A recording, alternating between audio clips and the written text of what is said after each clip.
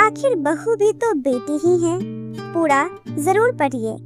बेटी अगर माँ को जवाब दे तो बोलते हैं कि अभी ना समझ है, और वहीं अगर बहू कुछ कह दे तो बोलते हैं क्या तुम्हारी माँ ने तुम्हें यही संस्कार दिए हैं कि तुम बड़ों को जवाब दो।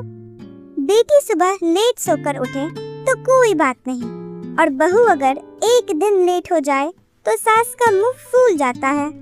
बेटी घंटों फोन पर बात करे तो कुछ नहीं, दिन है उसके, और अगर बहू करे तो 10 बातें सुनाई जाती हैं कि घर में और कोई काम नहीं है क्या।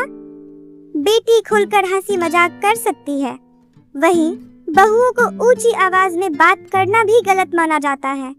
बेटी घर में कुछ भी काम ना करे तो छोटी है अभी, सीख जाएगी, और वही बहू पूरा दिन काम करे, अगर उससे कोई काम ना हो पाए या गलत हो जाए तो बोला जाता है इतनी बड़ी हो गई हो, अभी तक काम करने का तरीका भी नहीं आया। घर में जो बेटियां पहन सकती हैं वो बहुएं नहीं। उन्हें कहा जाता है कि बड़ों का लिहाज शर्म है या नहीं, और बेटियों के लिए क्या बड़े अपनी आंखें बंद कर लेते हैं। बेटी ससुराल में खुश होती है तो खुशी होती है, और बहू ससुराल में खुश है तो खराब लगता है। दामाद बेटी की मदद करे तो अच्छा लगता है, और बेटा बहू की मदद करे तो जोड़ों का गुलाम कहा जाता है। बेटी को ससुराल में अकेले काम करना पड़े तो चिंता होती है कि मेरी बेटी थक जाएगी, और बहू सारा दिन अकेले काम करे फिर भी बहू कामचोर कहलाए।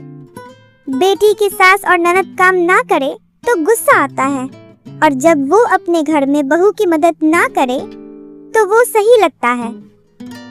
बेटी के ससुराल वाले ताना मारे तो गुस्सा आता है, और खुद बहू के मायके वालों को ताना मारना सही लगता है।